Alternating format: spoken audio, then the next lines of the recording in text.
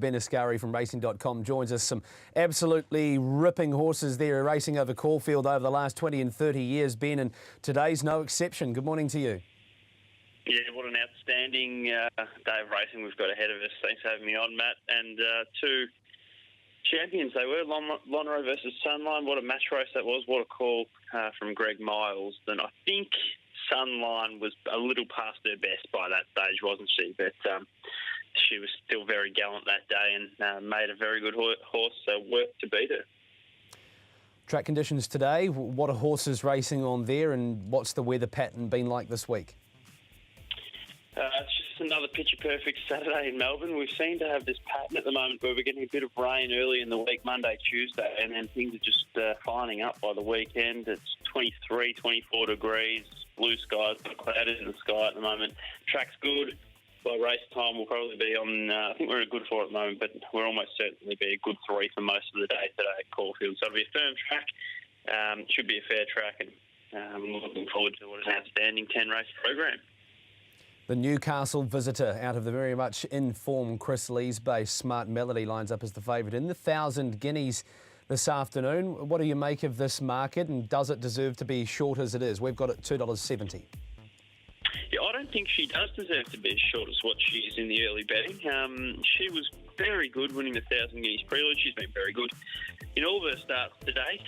She went forward, controlled the race from outside the speed in the 1,000 guineas prelude and kicked away. She has the best turn of foot in the race. Now, those who are very big on their speed maps are keen on her because it looks as though she's going to put herself up on the speed. It looks a low-pressure race and she's going to be able to use that turn of foot most likely. But I was really taken by two of the performances in the 1,000 guineas prelude, namely Thrillstar, who was working 3 and 4 wide throughout the race, still ran home in the fastest 400 to 200 metre sectional and was taking ground off Smart Melody the last 200, as well as Eldorado Dreaming, who was first up from a spell in the 1,000 guineas prelude at 1,400, ran the fastest last 200. She'll relish getting to 1,600 metres and she'll take plenty of improvement out of that first up run.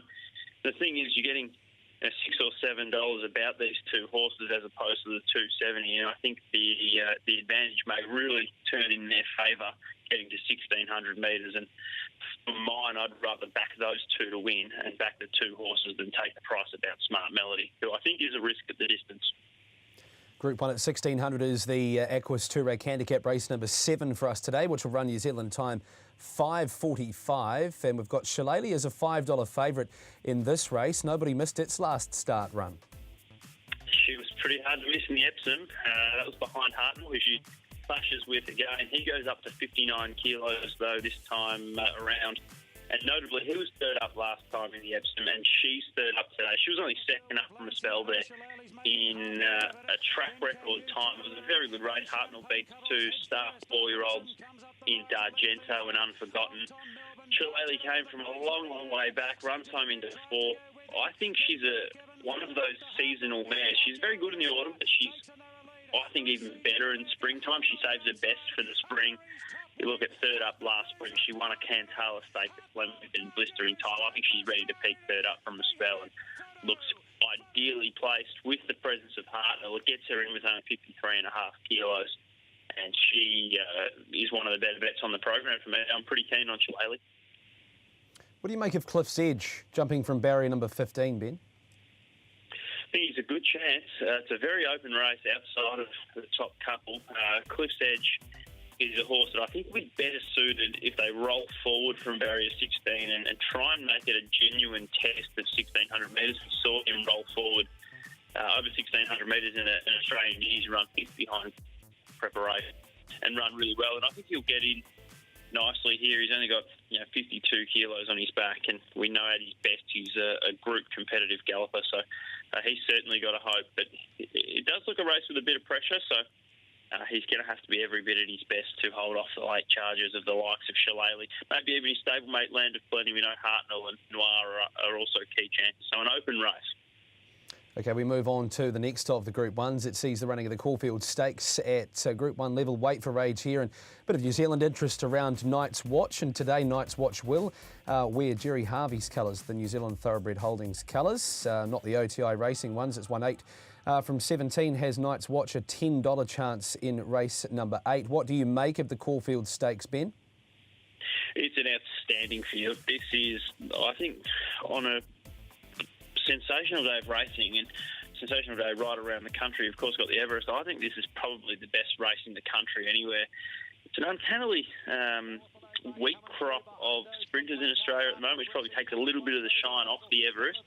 But this is an outstanding field of weight for age gallopers. You've got Humidor. We know how good his best is. He was outstanding last start in the Underwood behind Homesman, who really stepped up. Blairhouse didn't have a lot of luck there. Tosin Basil really improved off his first up run, should improve again up to 2,000 metres third up. Then you've got the 4-year-olds, D'Argento and Unforgotten, coming through. The Epsom last time out, probably looking for 2,000 metres. Night's Watch is an untapped talent. Ben Battle, that form ties in through Blairhouse in Dubai. He's thrashed Blairhouse in Dubai. His best form's good enough. The Cliffs of Moher's got some outstanding European credentials.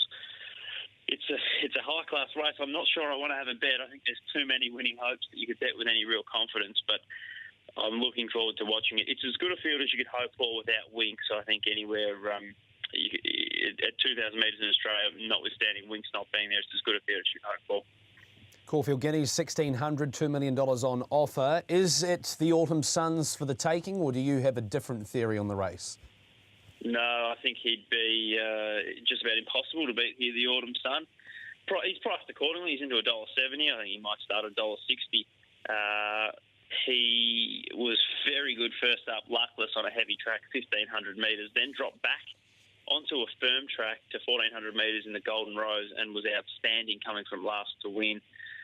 Despite, dropping back in distance and going from a wet track to a dry track, you'd think, if anything, 1,600 metres third up from a spell, he's only going to be better suited. And he's beaten the likes of Zusain and Graf last time. I think this is, if anything, a significantly weaker race, and he should have further improvement to come. He looks impossible to beat, and with clear running, I think he will be winning.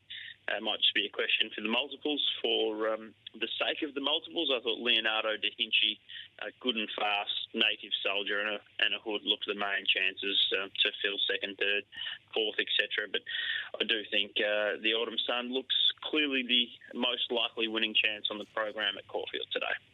OK, Ben, to wrap things up, your bets for this afternoon? Yep, pretty keen on Shillelagh in the Toorak handicap. I'm going to back both Eldorado Dreaming and also Thrill State in the 1,000 Guineas. Then a couple of other races I'm interested in. The Scalacci Stakes for the sprinters, good field, but I think Miss Rock flies first up from a spell. She's trialled nicely. She's backable each way at $8 or better than race 5. That's Miss Rock each way. And in the last, I think Rising Red, who you guys would know pretty well, ran second in the New Zealand Derby. He is flying for Trent Buston and Natalie Young. I think he'll run really well in the last, and Lord Fandango each way as well in the same race can run well. So backing Rising Red and Lord Fandango in the last.